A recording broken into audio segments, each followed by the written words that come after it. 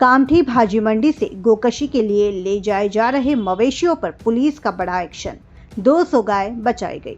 कामठी की भाजी मंडी और बकरा कमेला क्षेत्र में गुरुवार की शाम उस समय अफरा तफरी मच गई जब नागपुर पुलिस ने वहां गुप्त सूचना के आधार पर छापेमारी कर एक बड़े गोकशी रैकेट का पर्दाफाश किया। जोन 5 के उपायुक्त निकेतन कदम के नेतृत्व में शुरू हुई इस कार्रवाई में 4 थाना क्षेत्रों की पुलिस टीम ने भाग लिया। इसमें एसीपी विशाल क्षीरसागर, पारडी, कलमना, न्यू कामठी और जूनी कामठी पुलिस थाने के वरिष्ठ अधिकारी व कर्मचारी शामिल रहे। पुलिस को मिली गुप्त जानकारी के अनुसार कामठी के गोडाउन में गोकशी की नीयत से करीब 200 गायों को अमानवीय तरीके से बंद कर रखा गया था। इस सूचना की पुष्टि होते ही पुलिस ने गुरुवार शाम करीब 4 बजे छापेमारी शुरू की, जो देर रात लगभग 2 बजे तक जारी रही। छापेमारी के दौरान पाया गया कि सभी गायों को तत्काल सुरक्षित स्थान पर पहुंचाना अत्यंत आवश्यक था।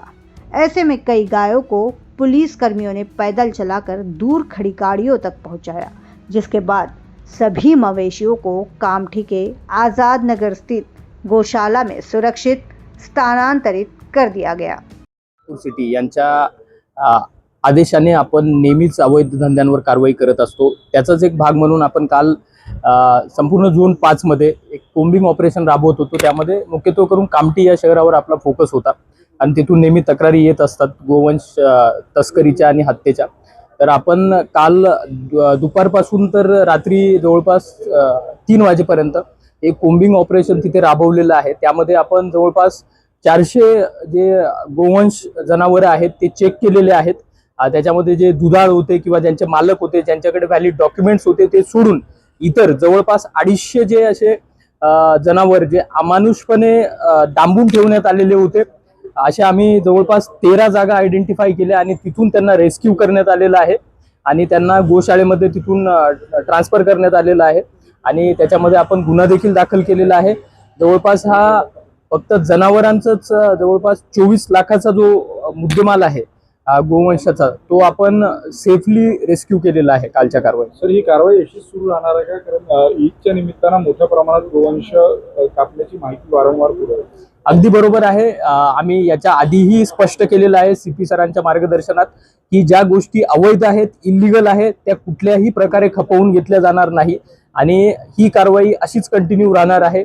जे कोणी अशा अवैध कारवायांमध्ये स्पेशली आता बकरी ईदच्या अनुषंगाने जर गोवंश हत्या अशा अवैध कारवाईमध्ये जर कोणी सहभागी असेल तर नक्कीच आम्ही ठिकठिकाणी ऑलरेडी नाकाबंदी देखील लावलेली आहे आणि आज रात्री देखील आम्ही विविध ठिकाणी कोम्बिंग ऑपरेशन घेणार आहोत, जिथे आम्हाला संशय आहे की अमानुषपणे गोवंश डांबून ठेवण्यात आलेला आहे।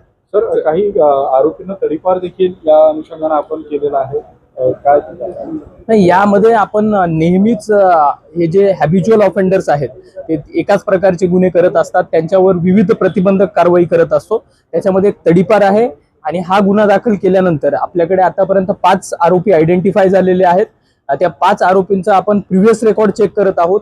ते जर प्रिव्हियस रेकॉर्ड मिळून आला तर त्यांच्यावर देखील एक कडक प्रतिबंधक कारवाई नक्कीच केली जाईल। सर, मकोकासारखी कारवाई केली जाणार आहे काय? आणि काल जी कारवाई करण्यात आली आहे ती पालकमंत्री चंद्रशेखर बावनकुळे यांच्याच खरं तर मतदारसंघात कामठीमध्ये झाली।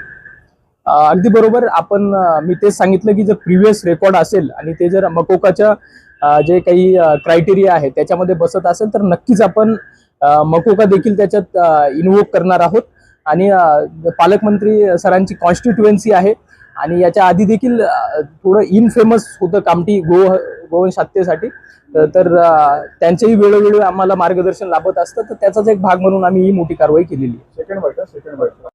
यह कार्रवाई न सिर्फ पुलिस की तत्परता और संवेदनशीलता का प्रमाण है, बल्कि यह संदेश भी देती है कि गोकशी जैसे अमानवीय कृत्यों पर अब कठोर नियंत्रण लागू किया जा रहा है। पुलिस की इस पहल की चारों ओर सराहना की जा रही है। नागपुर से न्यूज़ फर्स्ट के लिए रोशन बोकड़े की रिपोर्ट।